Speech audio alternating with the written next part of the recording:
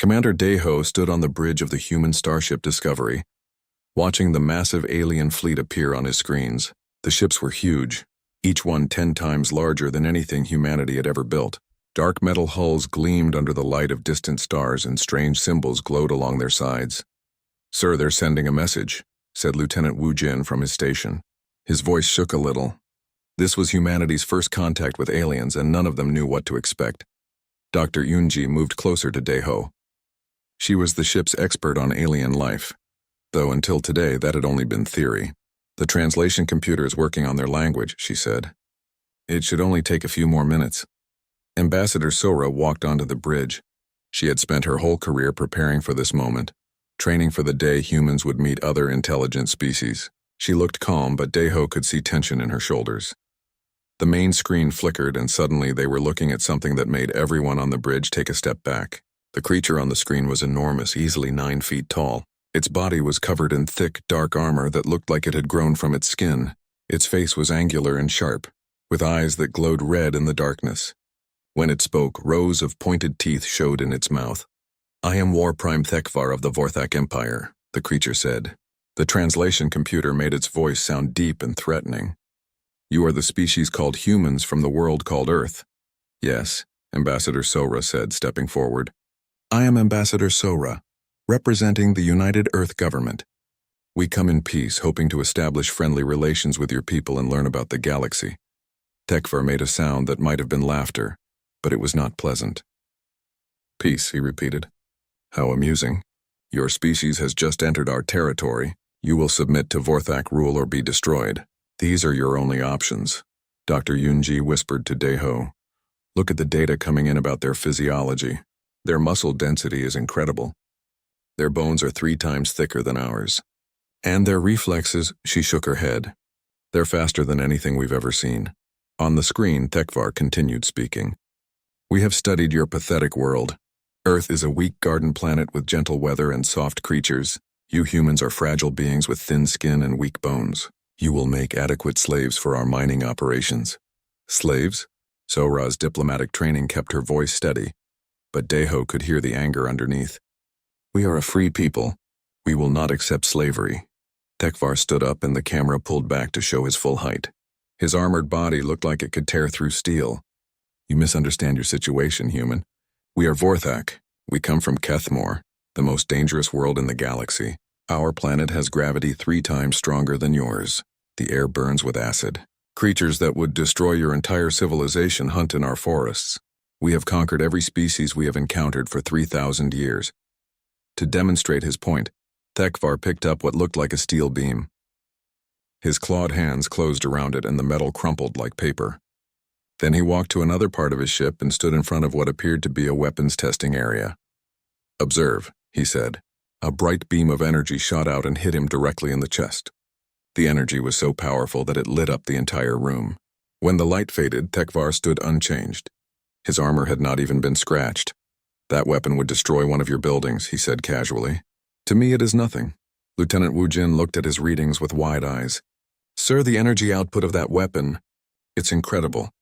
It would punch through our ship's hull like it wasn't even there." Dr. Yunji was studying the data streaming across her screen. Their homeworld. The environmental readings are unbelievable. Temperatures that swing from boiling to freezing. Atmospheric pressure that would crush a human instantly. Radiation levels that would kill us in seconds. And the life forms, she paused. Every creature on that planet is designed to kill. Thekvar sat back down, his red eyes fixed on the camera. "You see now why resistance is pointless. Your soft species evolved on a gentle world where the greatest danger is perhaps a storm or a wild animal. You know nothing of true hardship. You are children playing at being adults." Ambassador Sora tried again. "We understand that you are powerful, but surely there is room in the galaxy for cooperation instead of conquest. We could share knowledge, trade resources, learn from each other." "Cooperation?" Thekvar's voice became even more threatening. "The strong do not cooperate with the weak. They rule over them. This is the natural order. We will give you one of your solar cycles to accept reality. Gather your leaders and surrender your military forces. You will be relocated to agricultural worlds where you can serve a useful purpose." "And if we refuse?" Sora asked. "Then we will demonstrate why we rule the galaxy." Thekvar leaned forward. We have destroyed civilizations with technology far beyond yours. We have wiped out species that had been spacefaring for millions of years. Your weapons cannot harm us. Your ships are toys compared to ours. Your soldiers would break before our weakest warriors. The communication ended, leaving the bridge of the Discovery in silence. For a long moment, nobody spoke. The weight of what they had just learned pressed down on them like a physical force. Finally, Commander Deho spoke. "Sora, can you get a message back to Earth?" "Already preparing it," she said. "But Deho, what can Earth do against something like that? Did you see how that energy beam just bounced off him? Our most powerful weapons wouldn't even get his attention." Dr. Yunji was still studying her readings. "There's something interesting here," she said slowly. "Their technology is incredibly powerful, but it's also simple. Everything is designed for maximum force, maximum intimidation. They don't seem to value efficiency or adaptability." "What do you mean?" Wu Jin asked. "Look at their ship design. Massive, heavily armored, bristling with weapons. But they're also slow and use enormous amounts of energy. Their tactics seem to be based on overwhelming force rather than strategy." Deho nodded thoughtfully. "Like a hammer looking for nails." "Exactly. And their attitude..." Dr. Yunji paused. "They seem to think that because Earth looks peaceful from space, that means we're weak. But they've never actually studied human history, have they?" Ambassador Sora looked up from her communication console. "What are you thinking?" "I'm thinking," Deho said slowly, "that the Vorthak may have made a very dangerous assumption. They see a garden world and assume we're gardeners, but they don't know what we had to survive to build our gardens. The message went out to Earth, carrying news that would change humanity forever. In one solar cycle, they would need to decide their fate. But as the crew of the Discovery prepared for the long journey home, none of them realized that the Vorthak had made the same mistake that many of Earth's predators had made throughout history. They had underestimated humans." Captain Young-Soo wiped sweat from his forehead as he led his Marines through the Amazon rainforest. The humidity was crushing, and the sound of insects filled the air like a constant buzzing alarm. Behind him, 20 of Earth's best soldiers moved quietly through the undergrowth, their equipment designed for the worst conditions their planet could offer. "Contact ahead," whispered Sergeant Tae Young through the radio. "Unknown entities approximately 2 kilometers northeast." Young-Soo raised his hand and his team froze. They had been conducting routine training exercises when orbital sensors detected something landing in the jungle. Given the recent encounter with the Vorthak, Earth's military was taking no chances. Dr. Yunji's voice crackled through his earpiece from the command center back in Seoul. "Young-Soo, we're reading 3 Vorthak scouts. They appear to be conducting reconnaissance on human military capabilities." "Understood," Young-Soo replied quietly. "Orders?" General Minho's voice joined the conversation. "Observe and avoid contact if possible. We need to learn about them without revealing our own capabilities." Young-Soo signaled his team to spread out. As they moved through the dense vegetation, he reflected on the briefing they had received after the Discovery returned to Earth. The Vorthak were everything the first contact team had reported, and more. Their physical capabilities were beyond anything humans could match in direct confrontation. But something had been bothering the military leadership about the Vorthak's assessment of Earth as a gentle garden world. Earth was many things, but gentle was not one of them. Engineer Hee Jin had spent weeks analyzing the Vorthak technology demonstrated during first contact. Her findings were disturbing but also revealing. In her report to the Global Defense Council, she had written, "Their technology is incredibly powerful but lacks adaptability. Everything is built for overwhelming force rather than versatility. It's like they've never faced an enemy that required them to be clever." Through his scope, Young-Soo caught his first glimpse of the Vorthak scouts. They were exactly as described, massive armored figures moving through the jungle with surprising grace. But something was wrong with the picture. The lead Vorthak warrior stopped suddenly and looked around with obvious confusion. He spoke to his companions in their harsh language, and Young-Soo's translation device picked up fragments. Environmental readings are incorrect due toxicity levels, fluctuating, native life forms behaving unpredictably. Young-Soo smiled grimly. The Vorthak were discovering what every human who had ever spent time in the jungle knew. The Amazon was not a place where you could simply walk through and expect everything to go according to plan. As if to prove his point, one of the Vorthak suddenly jerked his leg up with an angry growl. He had stepped on something, and even through his armored boot, it had apparently caused him pain. His companions moved closer to investigate, their massive forms clustering together. "Bad move," whispered Tae-young over the radio. A cloud of insects rose from the disturbed undergrowth, swarming around the Vorthak. The aliens swatted at them with increasing agitation. Their armor protected them from most stings, but the insects found gaps around their joints and faceplates. While the Vorthak were distracted, Young-Soo's team moved closer. They wanted to observe how these supposedly superior beings handled Earth's environment. Dr. Yoonji's voice came through his earpiece again. "Young-Soo, I'm getting some interesting readings. The Vorthak's environmental suits are working overtime. Their bodies are designed for consistent conditions. Extreme but consistent. Our planet's constant environmental changes are putting stress on their systems.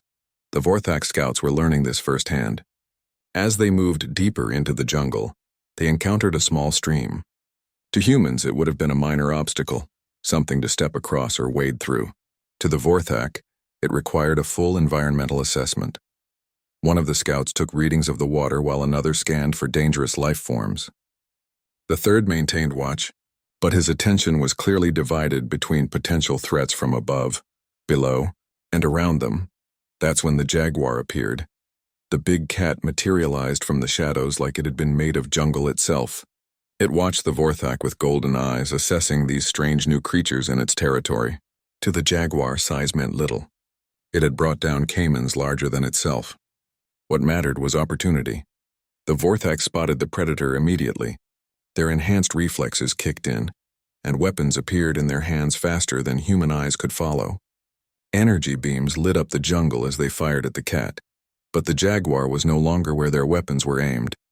It had vanished back into the undergrowth the moment they moved, disappearing as quickly as it had appeared. The Vorthak stood in a defensive circle, weapons ready, scanning for their attacker. They remained that way for 10 minutes, but the jaguar was gone. It had learned what it needed to know and decided these strange creatures were not worth the effort. Young-Soo watched the scene with professional interest.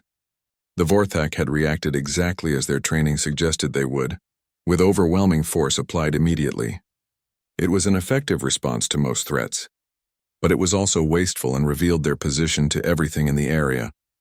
Worse, it showed that they expected threats to behave predictably. They had fired where the jaguar was, not where it might be. They had no experience with prey that could think and adapt. Over the next several hours, Young-Soo's team observed as the Vorthak encountered more of Earth's challenges. A sudden rainstorm left them struggling with equipment that had difficulty adapting to rapid environmental changes. Shifting ground caused by underground water movement made their heavy bodies sink into mud that humans would have simply walked across. Most telling was their reaction to the sounds of the jungle. Every noise made them turn and raise their weapons. They were clearly designed to handle massive, obvious threats, but the constant rustling, chirping, and buzzing of jungle life kept them in a state of perpetual alert. "They're exhausted," Tae-young observed quietly. "Look at their movements.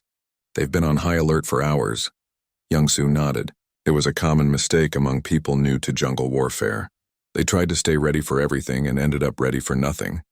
As evening approached, the Vorthak set up camp.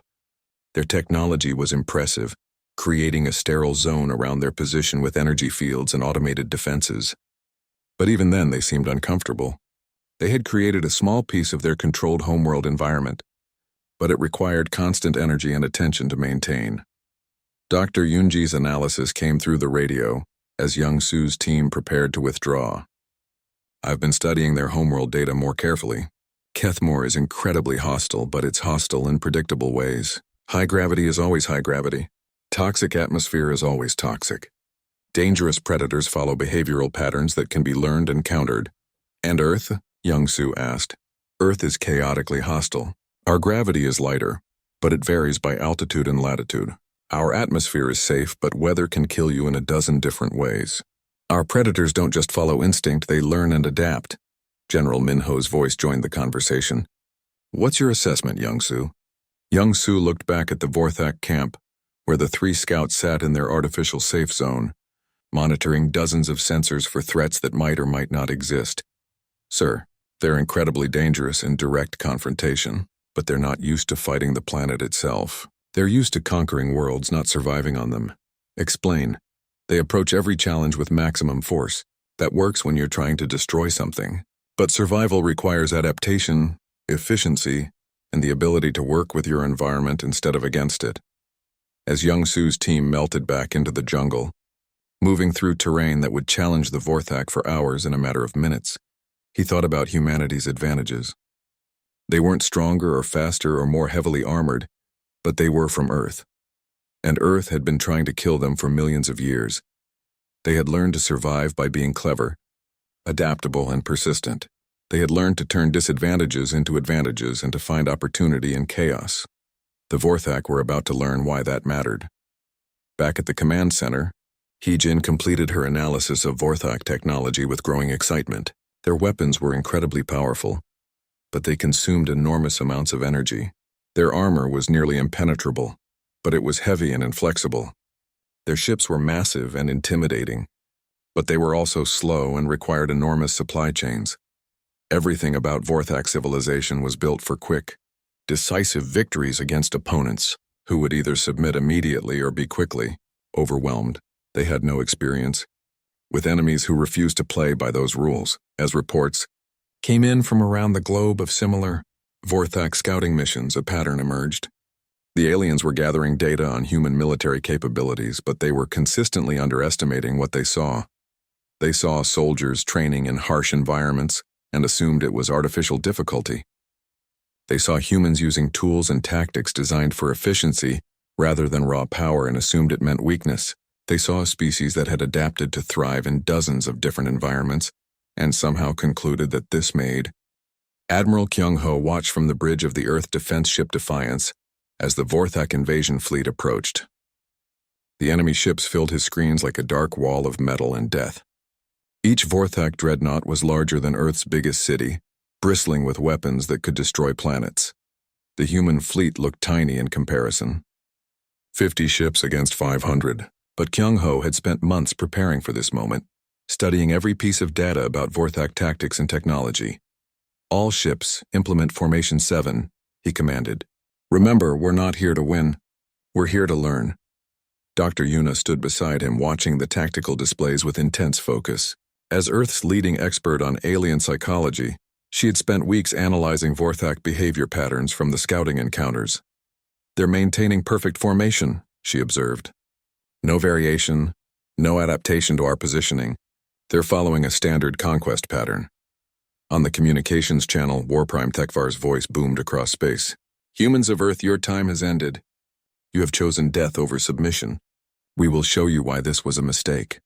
The Vorthak fleet opened fire with devastating effect. Energy beams that could melt mountains lanced through space, and human ships began dying immediately. The courage exploded in a ball of fire. The determination split in half under the assault. Within minutes, a quarter of the human fleet was destroyed, but something unexpected happened. The surviving human ships didn't retreat. Instead, they scattered in all directions, moving in patterns that seemed random but weren't. Pilot Jinwoo's voice came over the radio from his fighter squadron. Admiral beginning harassment pattern Alpha 7. Understood, Jinwoo. Make them work for it.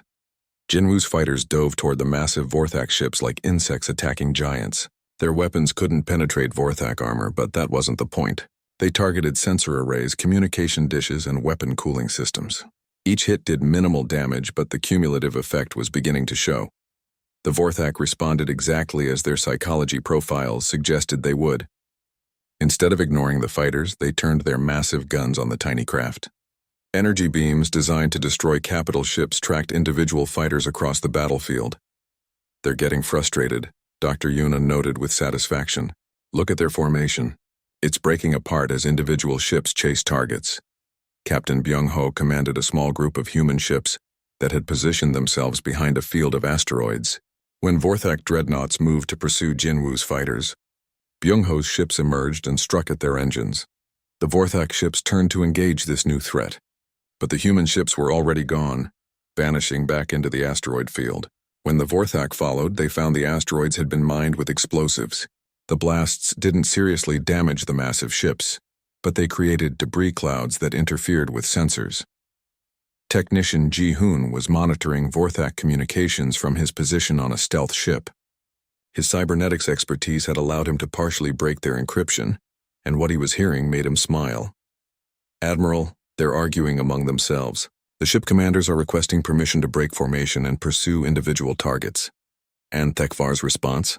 "He's ordering them to maintain formation, but some of the commanders are getting impatient." This was exactly what Dr. Yuna had predicted. The Vorthak military culture was based on individual prowess and decisive action. Being forced to fight a battle where their superior strength couldn't achieve quick victory was outside their experience. Sergeant Tae Young led a boarding party that had managed to infiltrate a damaged Vorthak ship. They moved through corridors designed for 9-foot-tall warriors, using maintenance shafts and service tunnels that the Vorthak never expected enemies to use. "Their internal defenses are incredibly powerful," he reported over a secure channel, "but they're all designed to stop frontal assaults. They have no countermeasures for infiltration." Tae Young's team didn't try to take control of the ship or cause major damage. Instead, they planted listening devices and sabotaged non-critical systems. When they were discovered, they had already extracted, leaving the Vorthak with evidence that their impregnable ships could be breached by the supposedly inferior humans.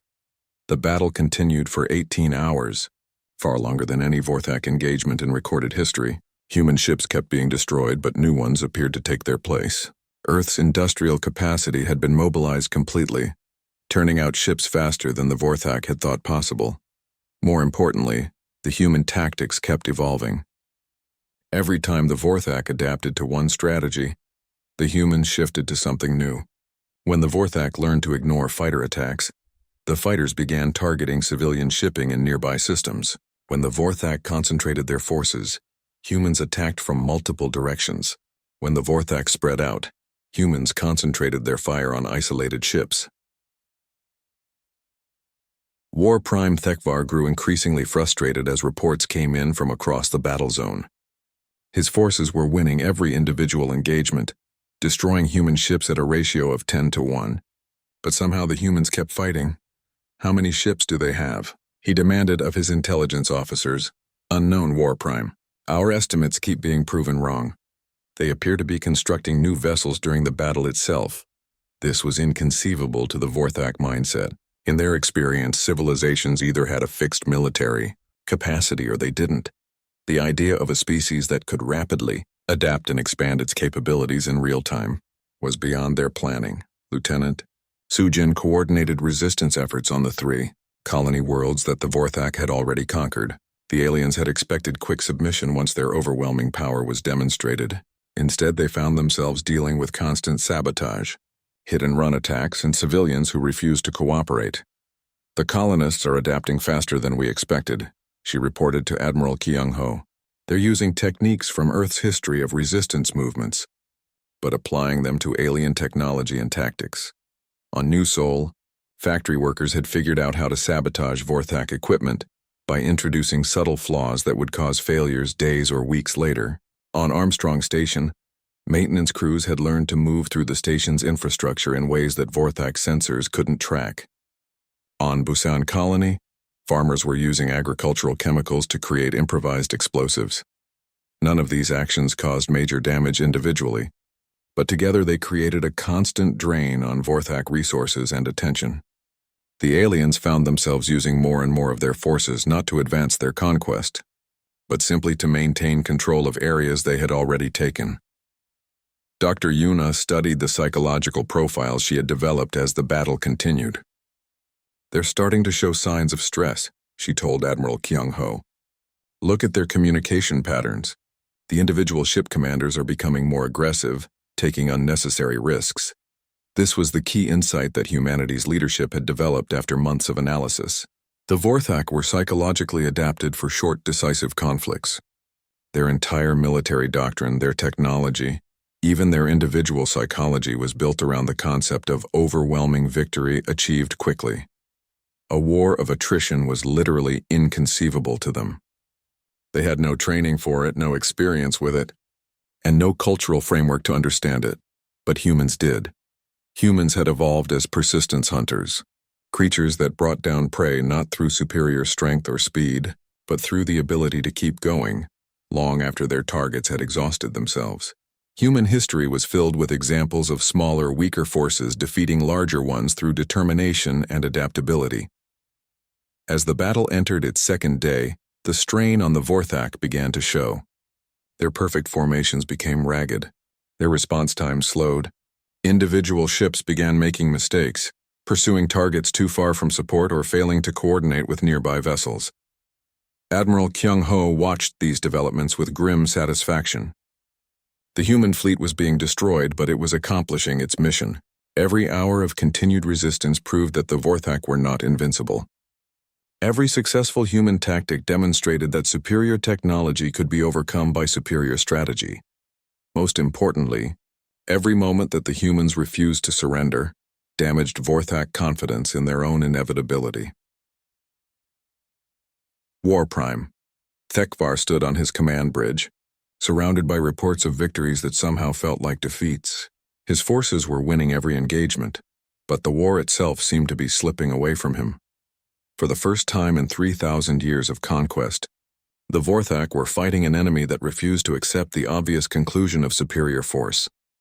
It was a situation that challenged everything they thought they knew about warfare, about strength, and about their own invincibility. In the depths of space, human ships continued to die under Vorthak fire. But for every ship destroyed, 2 more appeared. For every tactic countered, 3 new ones emerged. For every victory the Vorthak achieved, the humans learned something new. The Vorthak had expected to fight a war. Instead, they found themselves in a learning experience. And the humans were proving to be very quick learners indeed. Dr. Dong-hyun stood in the research laboratory aboard the hidden base on Europa, watching screens filled with data about human and Vorthak physiology. 6 months had passed since the initial invasion, and the war had settled into something that nobody had expected, least of all the Vorthak. "The patterns are becoming clear," he said to Colonel Subin, who had come to review his latest findings. "Look at these performance metrics." On the screen, graphs showed the combat effectiveness of both species over time. The Vorthak started much higher, their superior strength and technology giving them overwhelming advantages. But their performance curve showed a steady decline. Human performance, on the other hand, started lower but remained steady. More importantly, it showed gradual improvement as human forces adapted and learned. "It's exactly what we should have expected," Dong-hyun continued. "The Vorthak evolved as ambush predators. Incredible bursts of power and speed, but designed for quick kills. We evolved as persistence hunters. We're built to keep going long after our prey has exhausted itself." Colonel Subin studied the data with professional interest. Her strategic operations had been implementing marathon warfare for months now, deliberately prolonging conflicts to take advantage of exactly these physiological differences. "How long before their performance degrades significantly?" she asked. "At current rates, another 6 months. Maybe less if we can increase the operational tempo." Captain Byung-ho's voice came over the communication system from his position commanding the Deep Space Fleet. "Colonel, we've completed another successful raid on their supply convoy. That's the 15th this month." "Casualties?" Subin asked. 3 ships damaged, none destroyed. They're getting slower to respond." This was the key to humanity's evolving strategy. While the Vorthak had expected a quick, decisive war, humans had deliberately created a prolonged conflict that played to their species' strengths. Every day the war continued, the Vorthak became less effective while humans became more experienced. Lieutenant Sujin's intelligence networks had grown across dozens of star systems. What had started as simple resistance movements had evolved into sophisticated operations that gathered information, disrupted Vorthak logistics, and coordinated with regular military forces. "The psychological profiles are particularly interesting," she reported during the daily briefing. "Vorthak morale is declining faster than their physical performance. They're showing signs of something they've never experienced before." "Which is?" Subin asked. "Doubt. This was unprecedented in Vorthak history. For 3,000 years they had conquered every species they encountered through overwhelming force applied quickly and decisively. The concept of a prolonged conflict where victory was uncertain was completely outside their experience." Dr. Dong-hyun pulled up another set of data. Look at their resource consumption patterns. Their technology is incredibly powerful, but it's also incredibly inefficient. A single Vorthak dreadnought uses more energy in one day than our entire fleet uses in a week. This inefficiency had been sustainable when wars lasted days or weeks. But as the conflict stretched into months, it was becoming a critical weakness. Vorthak supply lines designed for quick campaigns were struggling to maintain forces across multiple star systems in a prolonged war. Meanwhile, human industrial capacity continued to expand. Earth's factories had been retooled for wartime production, but more importantly, human engineers had been studying captured Vorthak technology and developing more efficient alternatives.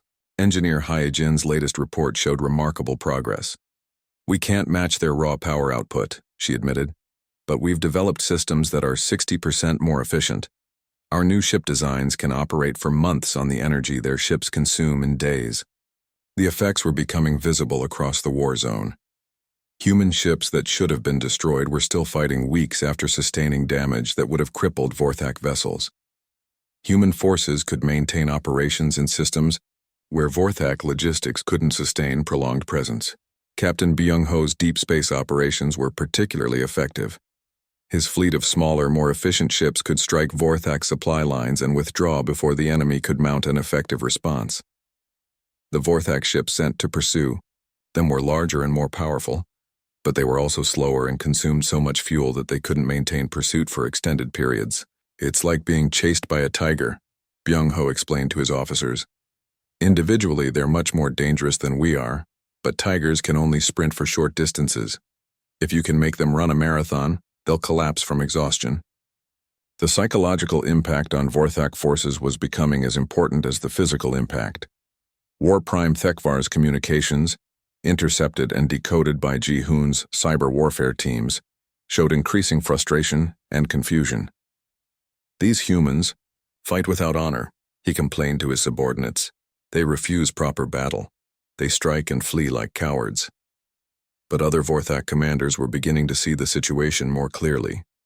Shiplord Kethdar, one of their most experienced leaders, had sent a report that worried Thekvar greatly.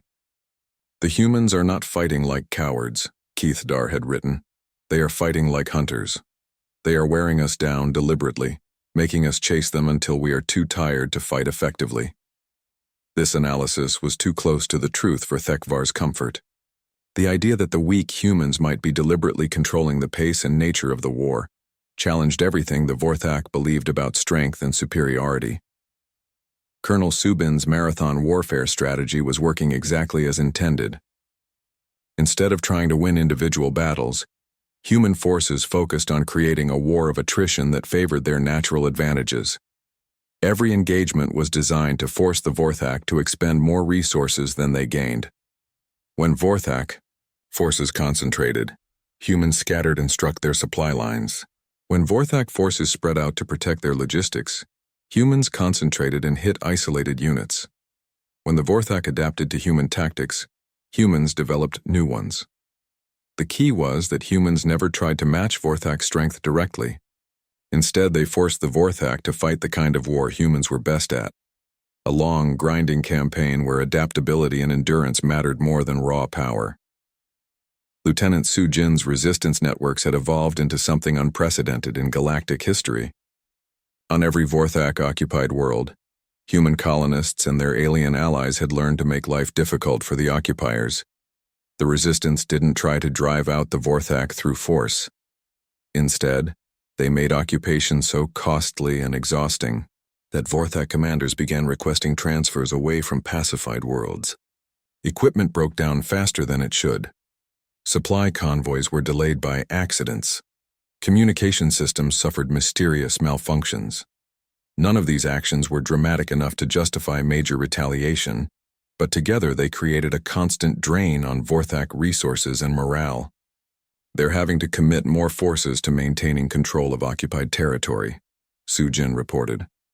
"Forces they can't use for offensive operations." This was exactly what human strategists had hoped for. By making conquest expensive rather than profitable, they were changing the fundamental economics of Vorthak expansion.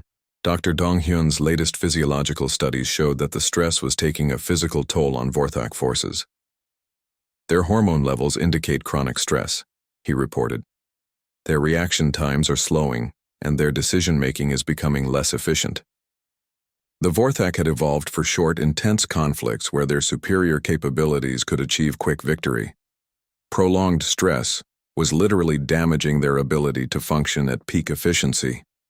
Humans, on the other hand, had evolved for exactly this kind of prolonged, stressful situation. Human soldiers were actually performing better after months of combat experience than they had at the beginning of the war. We're getting stronger while they're getting weaker, Colonel Subin observed. Every day this war continues, the balance shifts more in our favor. War Prime Tekvar was discovering this truth as reports came in from across the war zone. Vorthak forces that should have achieved easy victory months ago were still fighting determined human resistance. Supply problems were becoming critical. Morale was declining among his best troops. Most disturbing were the reports from other species in the galaxy. For 3,000 years, the Vorthak reputation for invincibility had kept potential rebels in line. But humanity's continued resistance was inspiring other species to question Vorthak's superiority. On the mining world of Kelthera, the native population had begun passive resistance for the first time in centuries. On Vexus Prime, transport workers were staging slowdowns that disrupted Vorthak logistics. Even species that had been loyal clients for generations were showing signs of unrest. The humans weren't just fighting a war, they were undermining the entire foundation of Vorthak power. Captain Byung-ho's deep space fleet had grown from 50 ships to over 200 as human industrial capacity expanded, and Vorthak ability to interdict supply lines decreased. His latest raid had struck 3 Vorthak systems simultaneously, forcing them to spread their defensive forces even thinner. They're trying to defend everything, he reported, which means they can't defend anything effectively. President Haewon stood in the diplomatic chamber aboard the neutral space station, waiting for what would either be humanity's greatest triumph or its final defeat. 2 years had passed since the Vorthak invasion began, and the galaxy had watched in amazement as the war continued far longer than anyone thought possible. War Prime Tekvar entered the chamber flanked by 2 of his warriors. The massive Vorthak leader still looked intimidating, but President Haewon could see signs of the strain that Dr. Dong-hyun's reports had documented. Tekvar's movements were slightly slower, his posture less assured than in their first encounter. "You requested this meeting," Haewon said simply. "I'm here to listen." Tekvar's red eyes studied her for a long moment. When he spoke, his voice carried none of the casual arrogance that had marked their previous communications. "Your species has proven more resilient than anticipated," he said carefully. "Perhaps it is time to discuss terms." Ambassador Na-young stepped forward. She had spent months preparing for this moment, studying not just Vorthak psychology but the psychology of defeat. "What terms do you propose?" "Limited autonomy for human worlds. Reduced tribute requirements. Recognition of human defensive capabilities." Tekvar paused. "In exchange for cessation of hostilities and acknowledgement of Vorthak sovereignty." President Haewon exchanged glances with Na-young. These were essentially the same terms the Vorthak offered to any species that proved capable of prolonged resistance. "Better than slavery, but still subjugation." "I'm afraid that's not acceptable," Haewon said calmly. Tekvar's expression darkened. "You mistake our offer for weakness. We can still destroy your species if necessary." "Perhaps," Haewon agreed. "But at what cost? Your forces are exhausted. Your supply lines are overextended. Your client species are beginning to rebel. How long do you think you can maintain this war?" The truth hung in the air between them. Admiral Sung-min's intelligence reports had painted a clear picture of Vorthak capabilities. They could probably still defeat humanity in a prolonged conflict, but it would take years and cost them their empire in the process.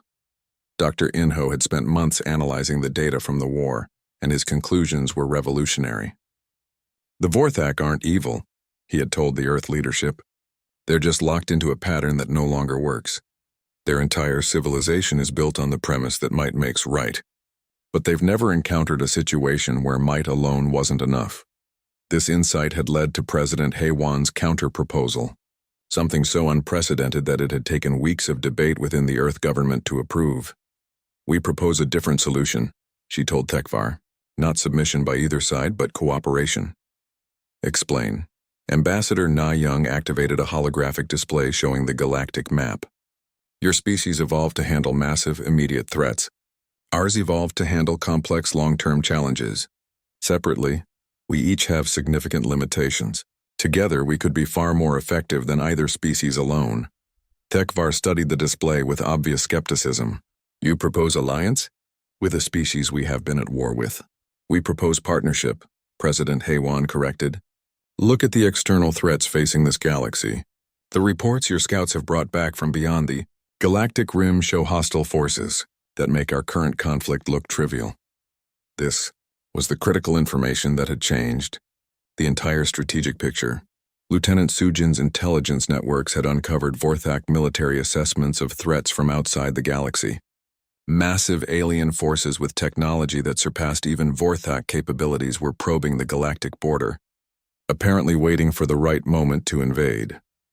"Your forces are designed to meet overwhelming threats with overwhelming response," Dr. Inho had argued in his proposal.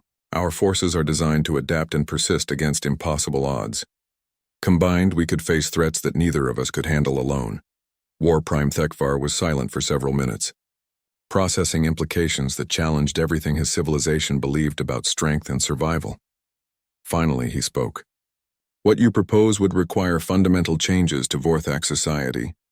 We have ruled through strength for 3,000 years, and that strength has served the galaxy well," President Haywan acknowledged. "But the galaxy is changing. The old model of conquest and submission isn't sustainable in the face of the challenges ahead." Ambassador Na Young brought up another display, showing economic and military projections. "Your current rate of resource consumption and the cost of maintaining control over unwilling populations is bankrupting your empire. The war with us has accelerated this process, but it was already unsustainable." The numbers were stark. The Vorthak Empire had been slowly declining for centuries, masked by their military reputation but evident in their economic data. The prolonged war with humanity had simply made the underlying problems impossible to ignore. "What we're proposing," President Haywan continued, "is a transformation from empire to confederation, voluntary cooperation based on mutual benefit rather than forced submission based on superior power." Tekvar's warriors shifted uncomfortably. This concept was so foreign to Vorthak, thinking that it was difficult for them to even process. "And if we refuse, if we choose to continue this war until one of us is destroyed?" President Haywan's expression remained calm, but her voice carried absolute conviction. "Then we will continue to resist until we are extinct, and your empire will collapse from the strain of destroying us, and when the external threats arrive, there will be no one left to defend the galaxy." The silence stretched for long minutes. Finally, Tekvar spoke again, his voice carrying a weariness that hadn't been there 2 years earlier. "You have proven that humans do not break under pressure. Very well, we will consider your proposal." The negotiations that followed took months. Admiral Sung Min worked with Vorthak military leaders to develop new combined tactical doctrines. Engineer Hyojin collaborated with Vorthak technicians to create more efficient technologies that combined Vorthak power with human adaptability. Dr. Inho's research team studied the integration of two fundamentally different approaches to problem solving. The results were remarkable. Vorthak direct force solutions combined with human adaptive strategies created capabilities that neither species had possessed alone. The first test came when the external threats that had been lurking beyond the galactic rim finally made their move. Massive alien ships, each one larger than entire Vorthak fleets, began probing galactic defenses. The combined human-Vorthak response was devastatingly effective. Vorthak firepower could damage the massive ships, but couldn't penetrate their adaptive defenses. Human tactical adaptability could find weaknesses in the alien strategies, but couldn't exploit them with sufficient force. Together, they could both find and exploit weaknesses that neither could handle alone. Captain Byung-ho commanded a mixed fleet that included both human and Vorthak vessels. "Their tactics are incredible," he reported after the first major engagement. "Vorthak ships can punch through anything, but our ships can get them into position to make those shots count." The success of the combined operations began to change attitudes throughout the galaxy. Species that had submitted to Vorthak rule out of fear began to see an alternative model. Instead of choosing between domination or destruction, they could choose cooperation.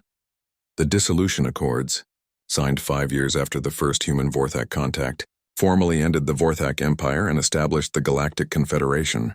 For the first time in 3 millennia, the galaxy was governed by voluntary cooperation rather than imposed strength.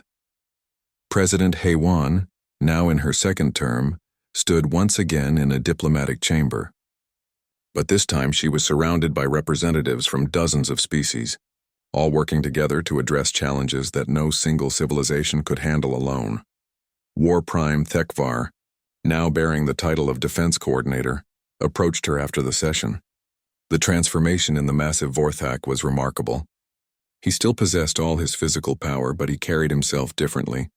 The constant tension of maintaining dominance through fear had been replaced by the confidence that came from cooperative success. "I have been thinking about our first meeting," he said, "when I dismissed your species as weak inhabitants of a gentle world. And now?" President Haywan asked. "Now I understand that there is no such thing as a gentle world. There are only worlds that teach different kinds of strength." 50 years later, Admiral Sung Min, now an old man, stood on the bridge of the exploration vessel Unity as it prepared to leave the galaxy entirely. The combined human-Vorthak fleets had not only defended against external threats, but had developed the capability to explore beyond their home galaxy. The ship's crew included humans, Vorthak and representatives from dozens of other species. Each brought unique capabilities that strengthened the whole. The old model of conquest and domination had been replaced by a new model of diversity and cooperation. Dr. Inho's final report, published shortly before his death, summarized the transformation. Humanity's greatest gift to the galaxy was not superior technology or military tactics. It was the proof that strength comes not from the ability to destroy everything in your path, but from the ability to find a path when destruction is impossible.